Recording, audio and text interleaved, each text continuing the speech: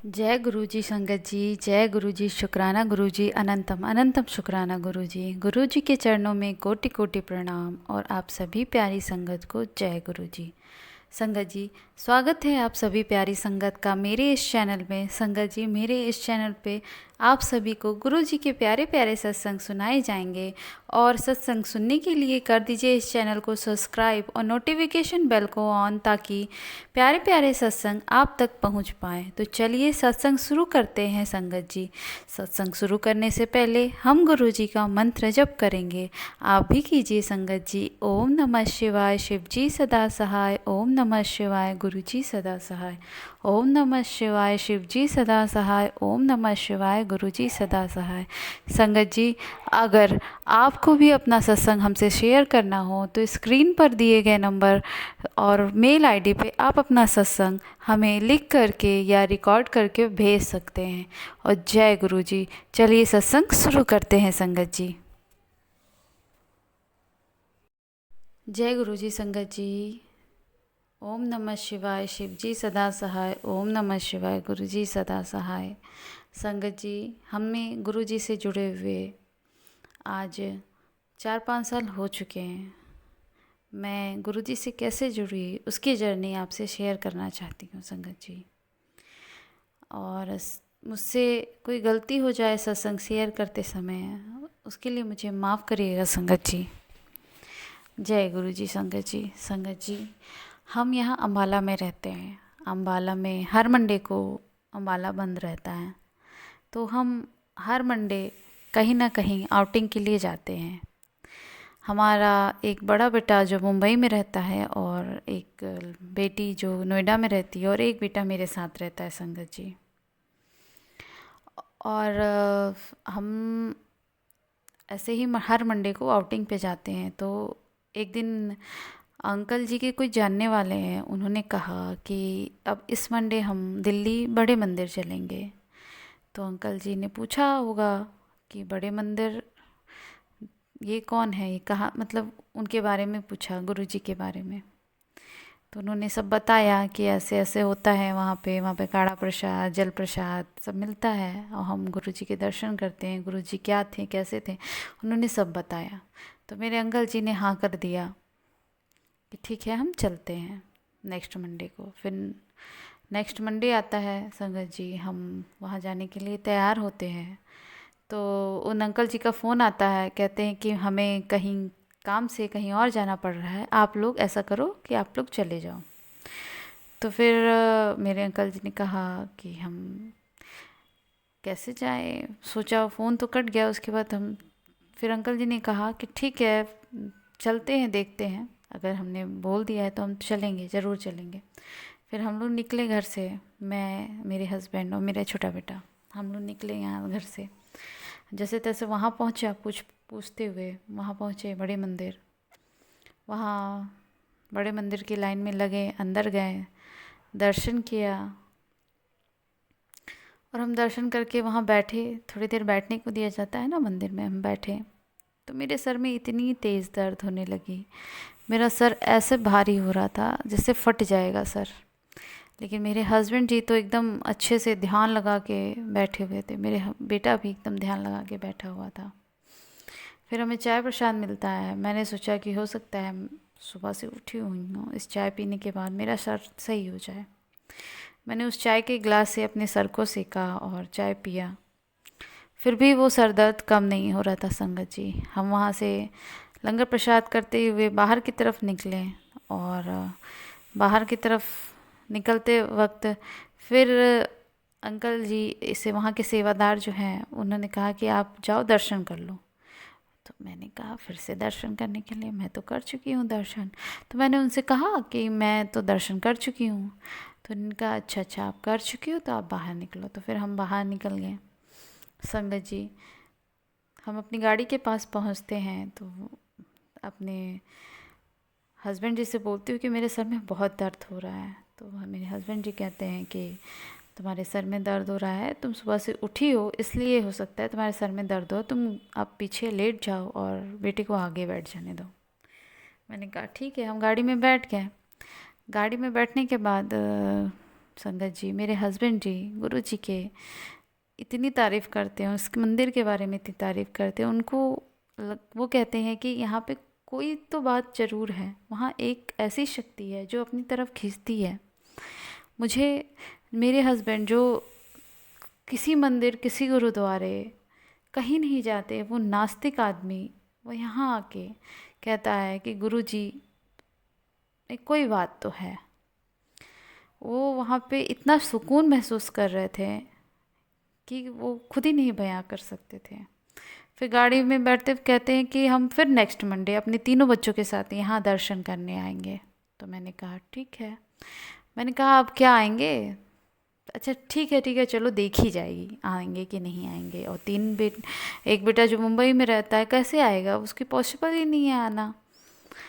तो हम कहे ठीक है चलो देखा जाएगा। फिर क्या होता है संगत जी, मेरे जो बेटे को किसी काम की वजह से यहाँ अम्बाला आना पड़ता है। अम्बाला आता है और हम फिर मंडे आ जाता है और उसे फिर मुंबई वापस जाना रहता है। मंडे के दिन ही उसकी फ़्लाइट होती है संगत जी।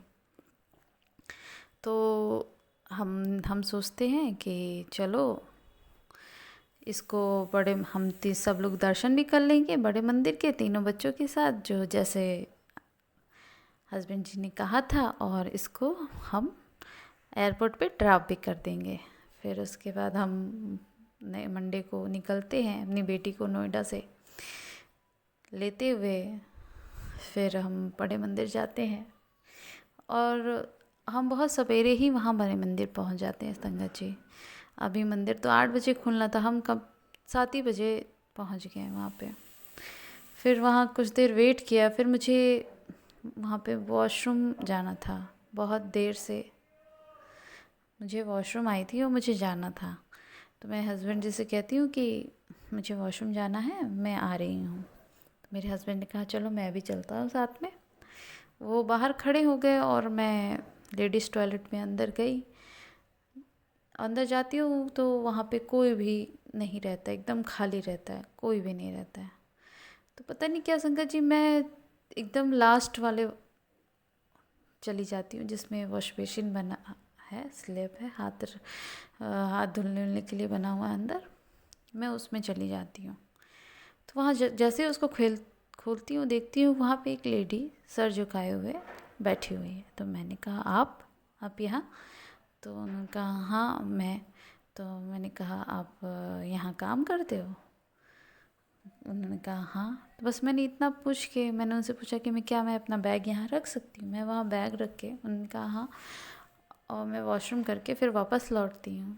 तो फिर भी वो वहीं बैठी रहती। तो मैंने वहाँ हाथ धुला, पूछा कि आप यहाँ कब से काम कर रहे हो? तो उन्होंने कहा कि हाँ मैं यहाँ बहुत दिनों से काम करती हूँ। तो उन्होंने किसी आंटी जी का नाम बताया कि वो यहाँ मुझे लेके आती थी और मैं उन्हीं के थ्रू यहाँ पे आई हूँ। तो मैंने पूछा कि आप सैलरी लेते हो काम करने के लिए? तो उन्होंने कहा हाँ मैं सैलरी लेके काम करती हूँ। लेकिन मुझे तो पता था कि वहाँ पे तो सब ऐसे ही काम करते हैं, सेवा देते हैं। तो फिर क्या, मैंने उस बात पे कोई ध्यान नहीं दिया। पता नहीं क्यों उस लेडी से बात करते करते मुझे आधे घंटे हो गए, मुझे खुद को पता नहीं चला। फिर मुझे होश आया कि मेरे हस्बैंड जी तो बाहर खड़े हैं, अभी वो सोच रहे होंगे कि हम कहाँ चले गए, कितनी देर से हम क्या है। तो फिर उन्होंने जो है, मैं बाहर आई बाथरूम से। फिर मैंने हस्बैंड जी, हम बस अब मंदिर खुलने में 10-5 मिनट रह गए। फिर हम वेट किए और हम गए मंदिर में, अंदर दर्शन किया। मंदिर की परिक्रमा करके हम जब सामने खड़े होते हैं तो वहाँ एक पिलर पे गुरु जी का येलो स्वरूप, चोले में स्वरूप टंगा हुआ था। मैं उस स्वरूप के सामने जाती हूँ तो मुझे आवाज़ आती है, हुड़ समझ में आया मुझे, और मेरे अगल बगल कोई नहीं। मुझे लगा किसकी आवाज़ है।